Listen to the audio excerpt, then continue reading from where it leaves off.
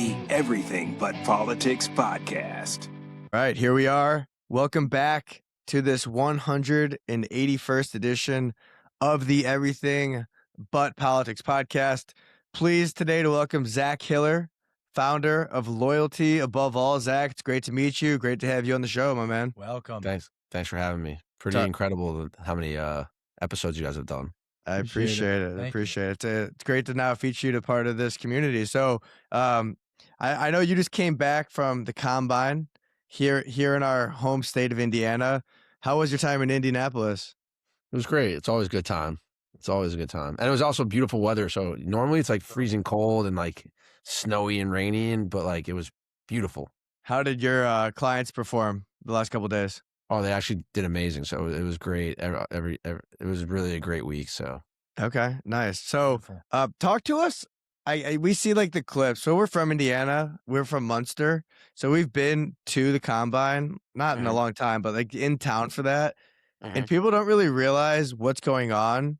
There's a lot of business taking place. Like at the JW Marriott, there's a lot of stuff happening there and beyond. But talk to us. Give us a little behind the scenes. What's happening from a business perspective at the NFL Combine?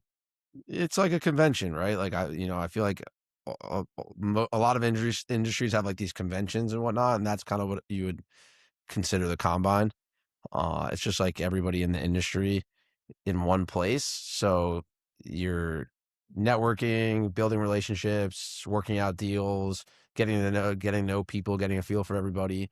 It's just like a big convention of everybody in the NFL business.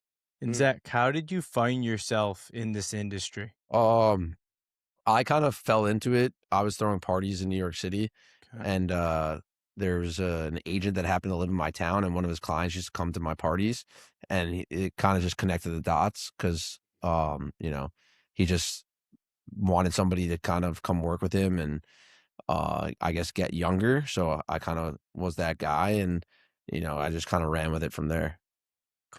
Are there's like athletes that are successful that don't use agents, or is that like a required mandatory once you hit a professional level? No, everyone's different. Some people don't see the benefit. I disagree with that. But yeah, there's some. What would you say is the benefit of having an agent? It's just the expertise, the guidance, the team, and just somebody to speak on your behalf. It's just, it's kind of like, I think they say, in like the legal field, it's like a client who represents himself has a fool or something like that. I forgot what the saying is, but it's something like that. I get what you're saying. So let's jump back. So, Loyalty Above All, founded 2015, right? 2017. I got certified, I think, in 2015.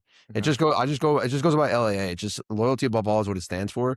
But when Forbes did my 30 under 30, they wrote out Loyalty Above All. So that's kind of where that like all comes from. But like, I just refer to it as LAA, and it just stands for Loyalty Above All because I'm in like the music space now too. So it's LAA Sports and Entertainment is kind of how I look at it. And I have a bunch of like influencers as well. But yeah, so it started in 2017. So you mentioned certification. What exactly was the certification?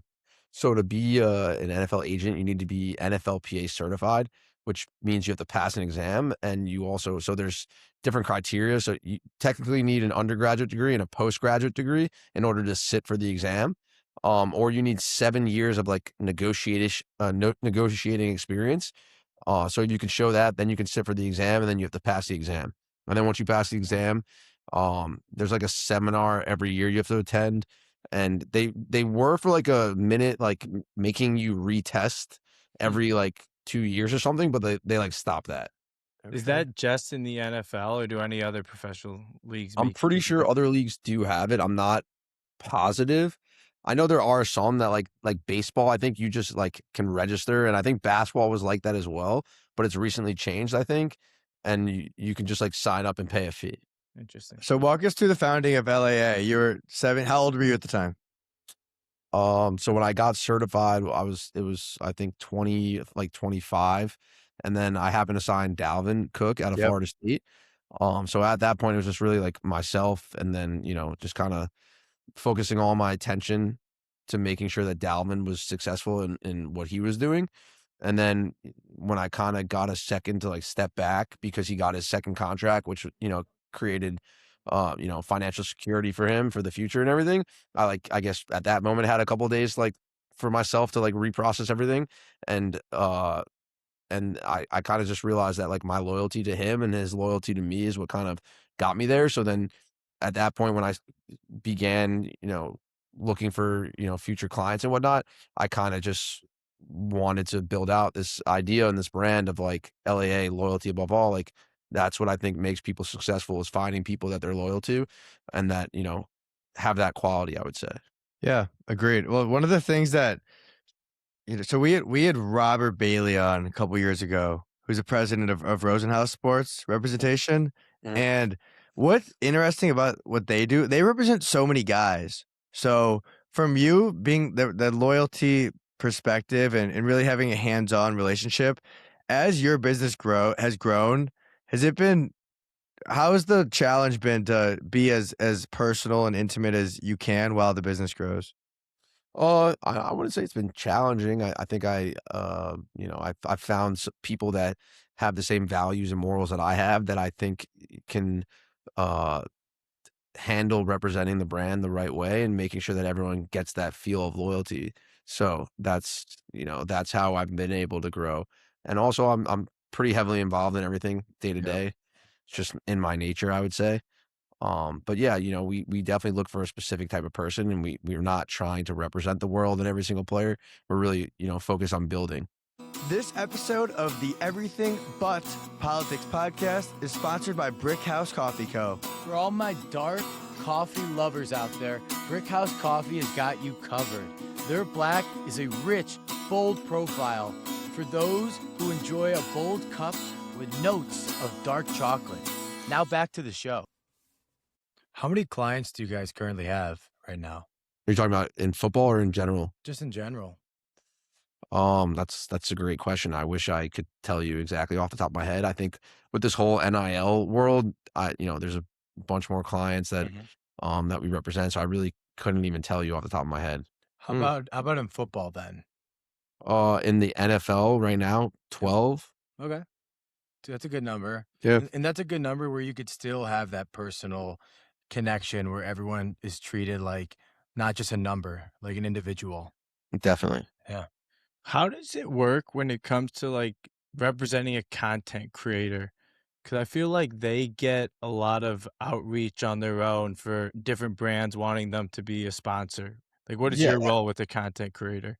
Yeah, well, that's, obviously preferred, right? So have the deals come to them and obviously Yeah. make sure the deal terms make sense and, maintain their value and just looking at the legalese so that they're not in any type of situation. So you guys essentially act as a lawyer as well. You review the contract for them, or do you send that Yeah. off to a separate?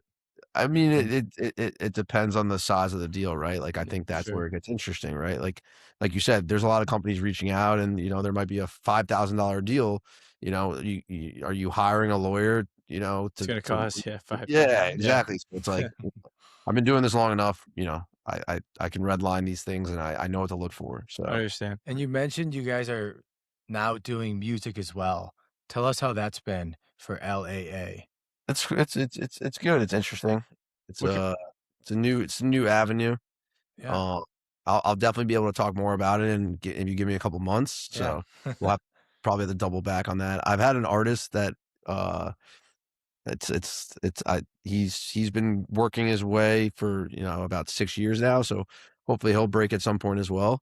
But yeah, the music side I probably have to double back on in a couple months. Cool. But just real quick, for the music, is it like booking or what is it exactly on the representation side? It's more management Okay. and label. Okay, got it.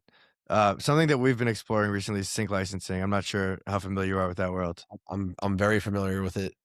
What are from what you've seen, the people that have been successful in sync? What are the common denominators, the outliers?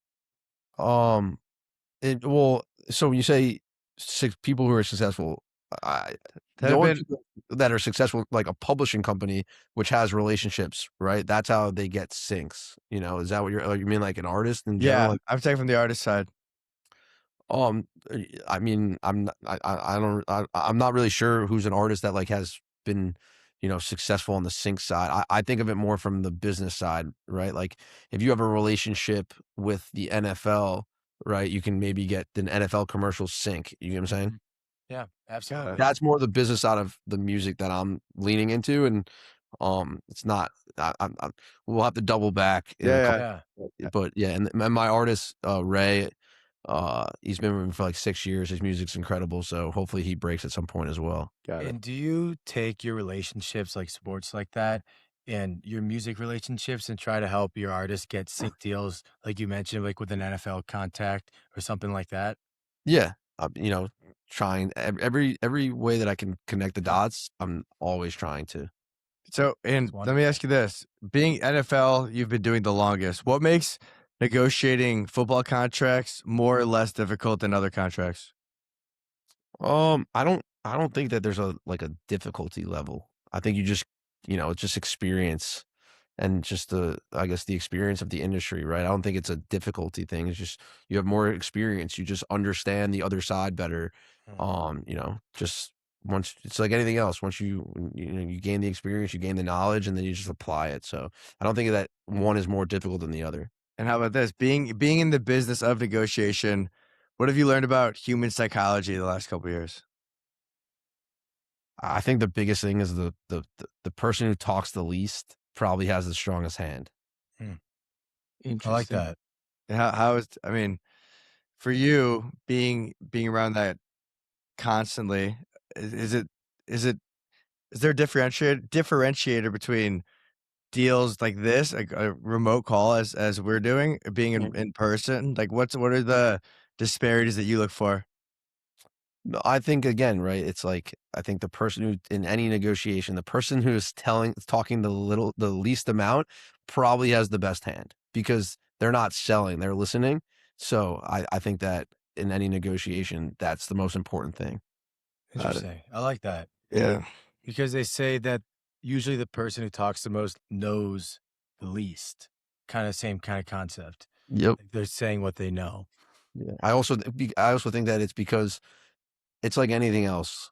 I think that anything you say can and will be used against you. That applies to all facets of business.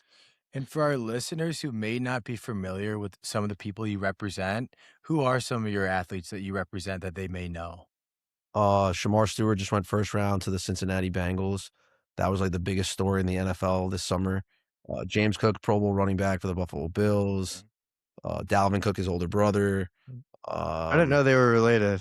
Yeah, Yep. you know that? No, I didn't know that. Yeah, Dalvin's his older brother. I've been with James since he was like 13. How did you and Dalvin get connected from the jump?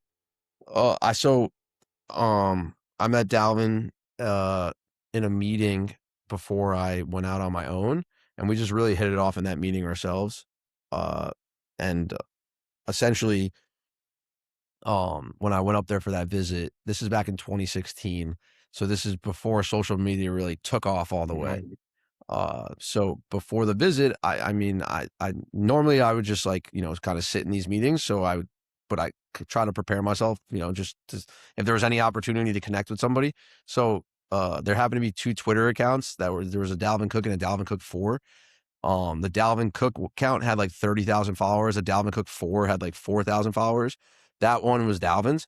So I went at the end of the meeting, I didn't say a word the whole time, but then finally it was like, hey, you got anything to say? So I was like, hey, Dalvin, I saw there's two Twitter accounts. Well, like, why do you have two? And he's like, dude, I don't like the other account. Someone's pretending to be me.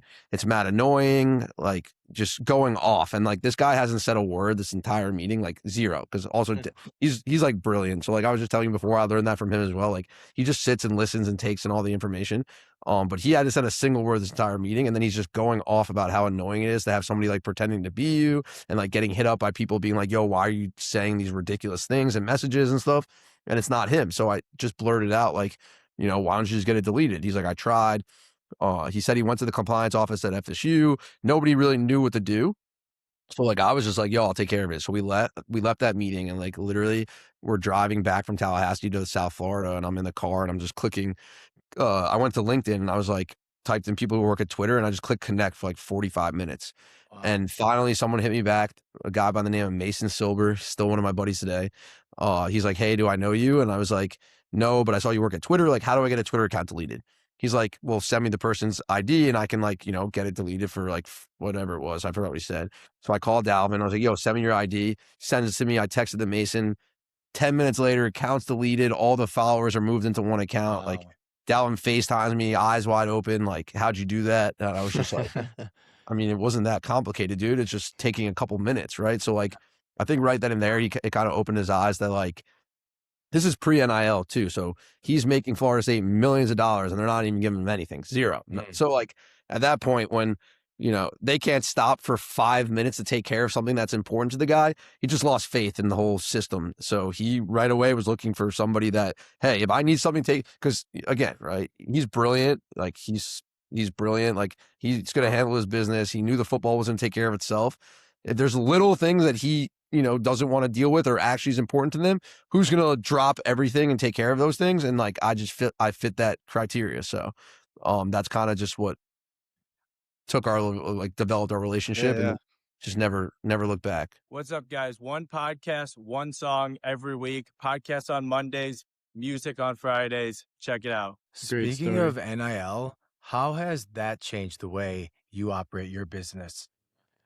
I think NIL is very, it's incredible. I've been a huge proponent of it before I even back when I was in college, I was like, this is the stupidest thing ever that they've been able to convince people that like a scholarship is enough. These guys are working 6 a.m. to 7 p.m. And I went to the University of Michigan and there was a big story while I was there that one of the players had to quit because you could not be an engineer in the engineering program and play for the football team. So it's like, wait a second. So these guys are student athletes and you guys talk about education and back then this is like the number one. Yeah, they were good. This is the number one major for high earning, like when you graduate, and the football players could not take it. So it just didn't make any sense to me. No, not at all.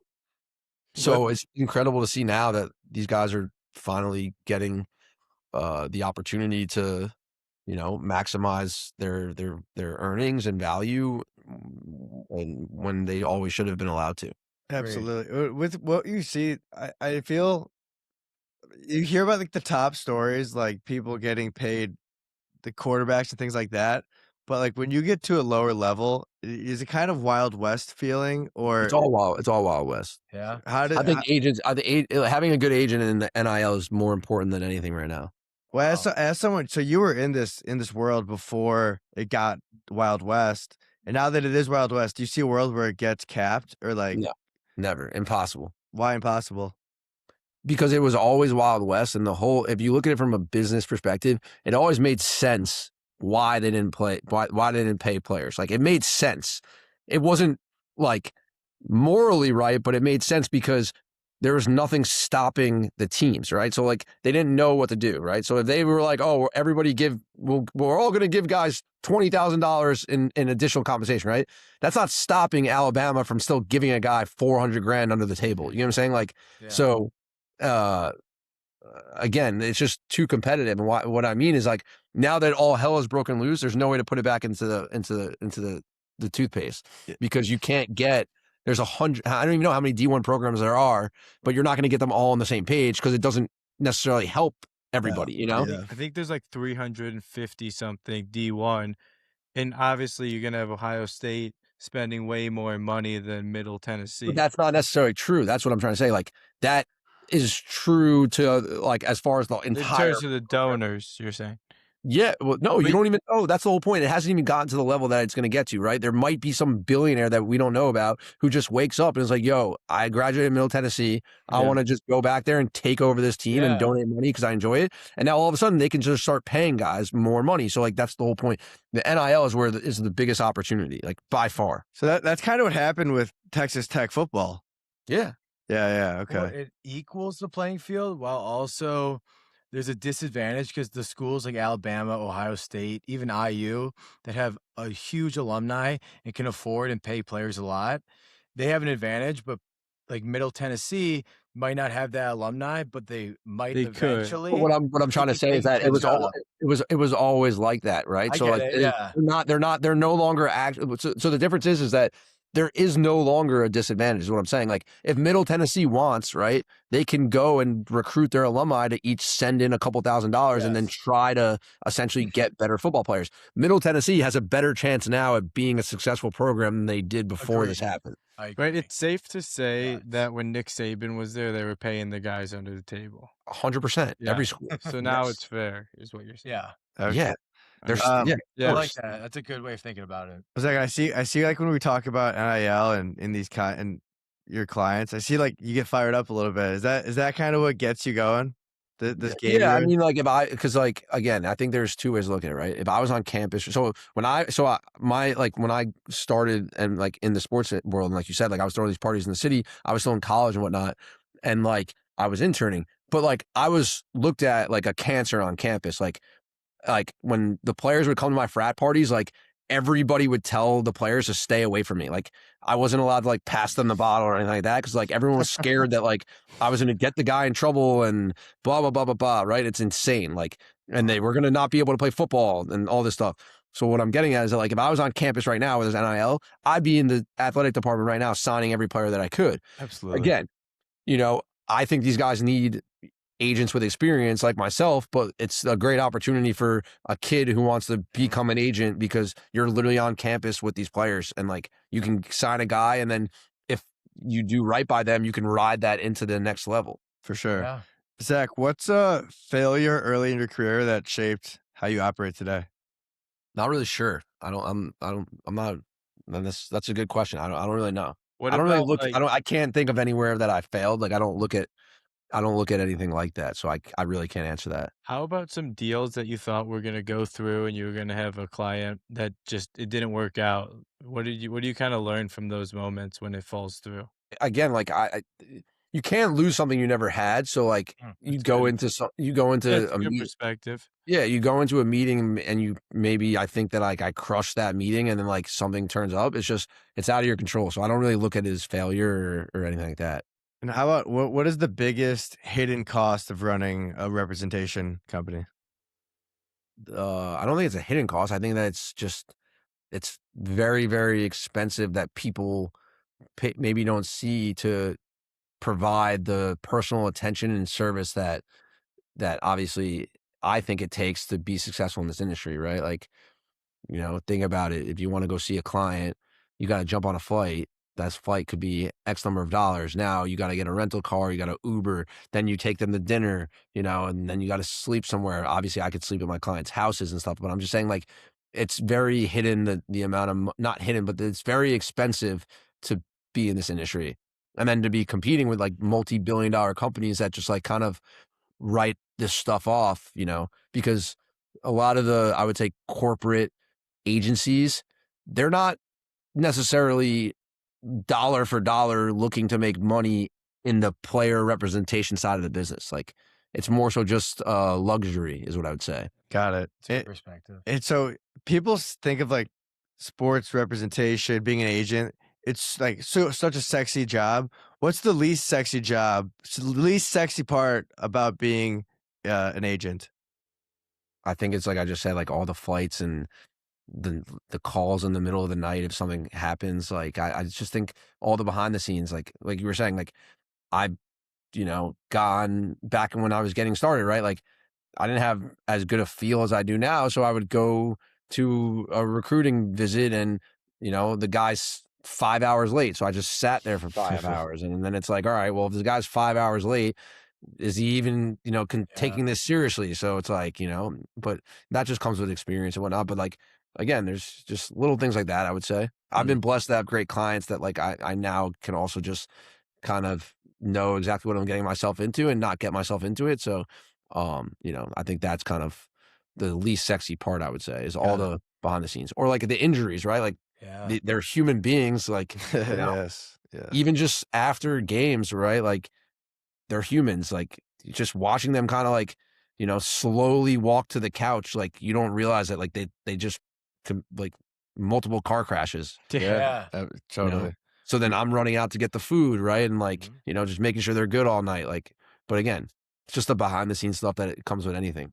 We talked about that with Julius Thomas, just how vicious this game is. It's like on TV, you're kind of desensitized to it, but you being up close with these guys, I mean, they're totally just vicious as it gets. Totally. Yeah, I mean, I think that's what was like interesting. Like when the DeMar Hamlin stuff happened, like Yeah, that was scary. yeah, I would say a lot of the NFL was not phased at all. Everybody else was phased, but like I don't think a majority of the players were phased at all. Like they know that that's what comes with what they're playing and doing, and so that's it kind of was eye opening, not for them, like for everyone else, but like maybe they were like players were hoping that, okay, maybe these people will see us as humans from this. So like when we want more money, it's because that's what can happen to us every single time. Yeah. Like there was no gasp, like, oh my, like, or like, from the players. Yeah. It was like, from all our right. perspective, it was like scary, and I'm sure it was obviously scary for everyone, but they understand the risk. Where, like Merrick said, we're kind of desensitized to it when we're watching it on TV. Zach, where do you see LAA in a decade from now? I think just continuing to be a powerhouse in the sports representation field, the entertainment space, the music space, just a known commodity that's success. Those listening, they want to keep up with you, LAA, your clients, everything else. What's the best way for them to go about that? At LAA Sports ENT on Instagram, I think Twitter as well. My personal is at Zac Hiller, Hiller. And yeah, just on any of those, maybe LinkedIn too. Okay. Well, Zach, it's great to meet you. Great to welcome you to our show. And look forward to keeping in touch, brother. Thanks for your time. Thanks for joining us, man. Of course. Thank you for having me.